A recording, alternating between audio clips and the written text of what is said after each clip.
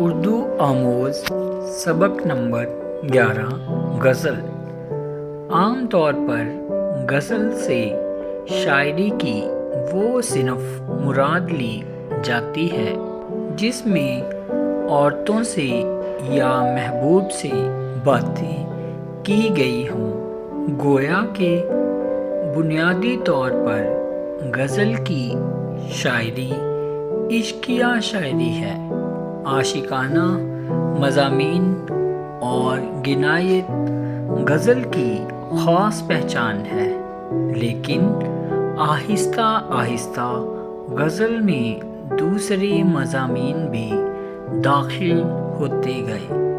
آج یہ کہا جا سکتا ہے کہ غزل میں تقریباً ہر طرح کے مضامین بیان کیے جا سکتے ہیں۔ یہی وجہ ہے کہ غزل آج بھی اردو کی سب سے زیادہ مقبول صنف سخن ہے۔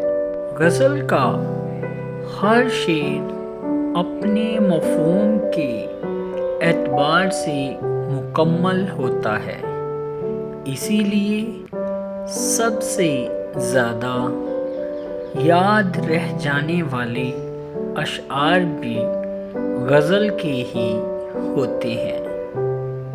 جس طرح غزل میں مضامین کی قید نہیں ہے، اسی طرح اشعار کی تعداد بھی مقرر نہیں ہے۔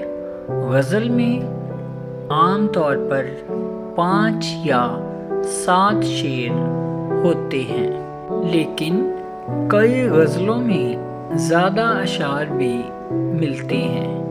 کبھی کبھی ایک ہی بحر اور ردیف و قافیہ میں شاعر ایک سے زیادہ غزلیں کہہ دیتا ہے۔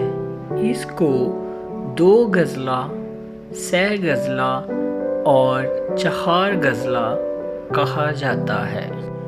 غزل کا پہلا شعر جس کے دونوں مصرے ہم قافیہ ہوں مطلع کہلاتا ہے۔ غزل میں ایک سے زیادہ مطلع بھی ہو سکتے ہیں۔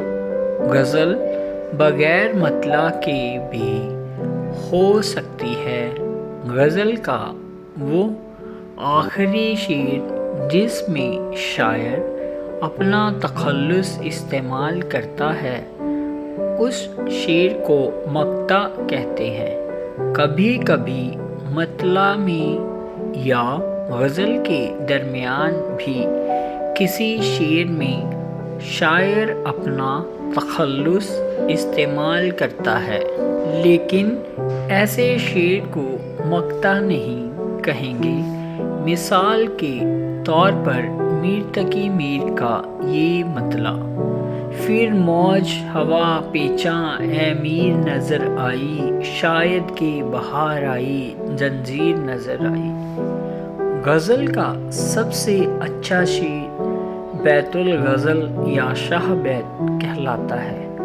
جس غزل میں ردیف نہ ہو اور قافیے پر ہی ختم ہو جاتے ہوں، اس غزل کو مردف غزل کہتے ہیں۔